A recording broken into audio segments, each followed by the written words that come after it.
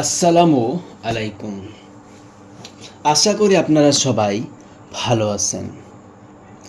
মানুষের জীবনের ভবিষ্যতে কি হবে তার ইঙ্গিত আল্লাহ পাক আমাদেরকে স্বপ্নের মাধ্যমে জানান। স্বপ্নের তাবির ভালো না হইলে অবশ্যই দান খয়রাত করা উচিত। দান খয়রাত করলে বালা মুসিবত দূর হয়। আজকের ভিডিওতে বলবো স্বপ্নে আলেম দেখার ব্যাখ্যা। স্বপ্নের যে কোনো তাবিজ জানতে চাইলে অবশ্যই কমেন্ট করবেন।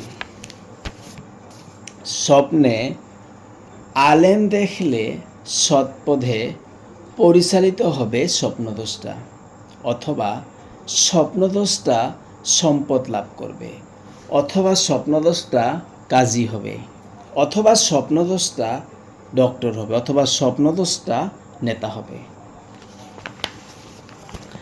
স্বপ্নে আলেমের সাথে মোসাফা করা পুণ্য কাজে নিযুক্ত হবার লক্ষণ।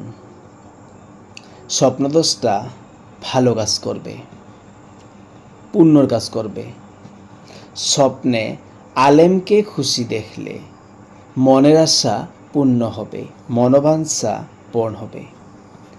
স্বপ্নে আলেমকে নাখোশ দেখা ধর্মীয় ব্যাপারে বিবাদে জড়িত হবার সম্ভাবনা রয়েছে। স্বপ্নে আলেমকে নিজ গৃহে দেখা ধর্মের প্রতি আকৃষ্ট হবে।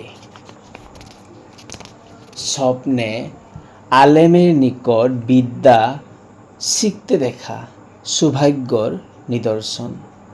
স্বপ্নে আলেমের সাথে উঠা বসা করতে দেখলে মান সম্মান বৃদ্ধি হবে। স্বপ্নে আউলিয়া দেখলে স্বপ্নদ্রষ্টা অর্থ লাভ করবে। ব্যবসায় হলে ব্যবসায়ে সফল হবে। স্বপ্নে আউলিয়াকে খুশি দেখা গুরুত্বপূর্ণ পদ লাভের আলামত। স্বপ্নে অজ্ঞ ব্যক্তি নিজকে আলেম বা ফকি হইতে দেখলে মানুষ তাকে হাসি মজাক করবে অথবা তিরস্কার করবে। স্বপ্নে স্বপ্নদ্রষ্টা কোনো কিছুর বিনিময়ে ইলিম শিক্ষা দান করতে দেখলে ঘুষ খাবে। যদি ভিডিওটি ভালো লাগে তাহলে অবশ্যই লাইক, শেয়ার অথবা কমেন্ট করবেন। ভিডিওটি এইখানেই। আল্লাহ হাফেজ।